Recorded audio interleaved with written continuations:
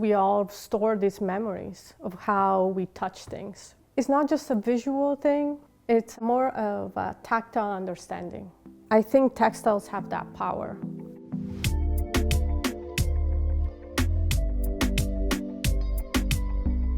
When I read about the pieces, when I saw the rehearsals, I was like, this makes so much sense for me. And I didn't even realize how much I'm thinking about dance and movement already within my work. I have sketches of dances that I've imagined, and then to be inspired by something specific was very exciting.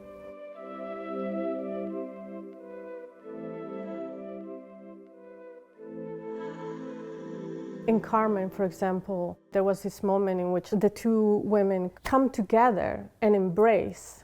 And I love that moment because it's like they were united, they were together, and all of a sudden they become this being that has two heads and multiple arms and multiple legs. That moment to me was extremely inspiring, and that's where a lot of the sketches come from. Here is it's supposed to be two faces, right? Coming close to like a kiss, with the nose being a profile of one of the figures. And so the two become one here in this moment.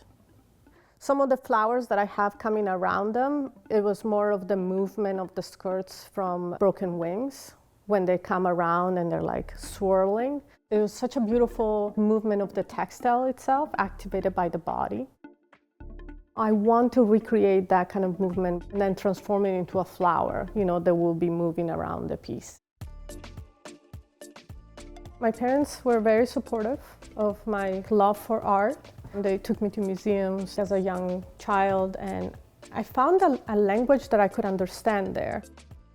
My mother is Peruvian, my father is Colombian. I was born in Italy, in Milan. There are things that have influenced me at a very young age, like the textile that I have in the back is from Peru. They're called arpilleras. They're also famous in Chile. They show you some of the typical dances of the pueblos, of the towns. There is the crops here. So they show you just they're a way of showing you life. My mom always had one in the kitchen. And I remember as a kid being fascinated by the color, by the shapes. There was all this narrative within the textile. I have a big collection of fabric, and I have a hard time throwing away things too. Some of the fabric I have in there, I have had for maybe more than 2 decades. There has to be a big variety of fabric because that's the vocabulary I'm using to communicate. Maybe I can't find the exact textile from Peru that I'm remembering, right? But I'll find another textile that is close enough that then put together with this other fabric will become a representation of that. And I feel like that is a lot of times what, as an immigrant, you do. You're not where you used to be. You can't find the things, but then you make something new with what you have around you. You adapt. The fabrics do that for me. So right now I like the blue more because it pops more. And I like the yellow, it's too light. But maybe what I'll do is create a yellow half of it, the face. I like to half the faces. I'm very interested in thinking of our own multiplicity as people.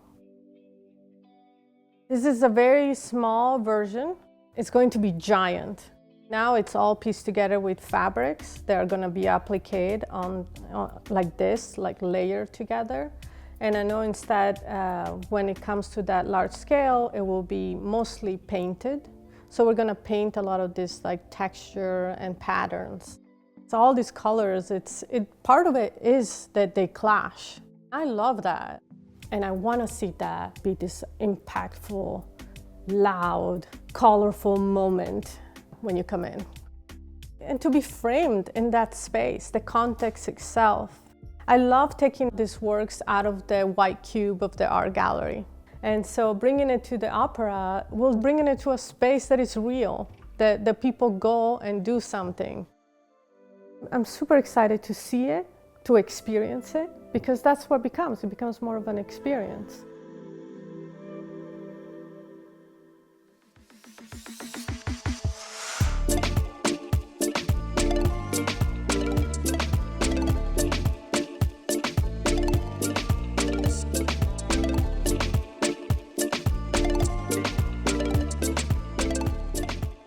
Ordinarily, you have a big sky and possibly a castle or a landscape, some trees.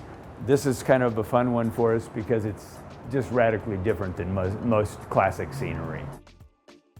Some of it's stencil work, some of it's painting work, and some of it's graphic work. They're just a great mixture. So this is the larger printout of that smaller drawing. What we've done is we've traced the outline of these flowers, in this case, with a device that puts holes in the paper.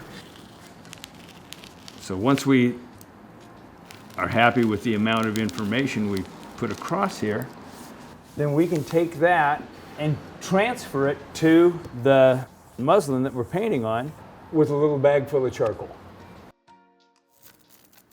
There's another technique that we also use, an electro pounce. And for some patterns, this is easier to use than the wheel. The wheel is really good for these kind of straight lines like this, but these small squares and circles, much easier to just electro pounce, it's called. In the close-ups that we have of her art, you can see that there's dimension underneath the fabric, that it's actually got a batting or something that's put back here to make it puffy. So we're trying to capture some of that to give this more of a three-dimensional feel. The show curtain is the first thing you see looking at the stage when you walk into the theater. It's a very made-by-hand design, and we're hoping that that reads to the audience. We're not just looking at the pictures and making it larger, but we're also bringing our understanding of how these things lay, the way they reflect the light, the way shadow plays across them. And so a piece like this is a big challenge, but it's a lot of fun. And a big challenge is what we like, actually.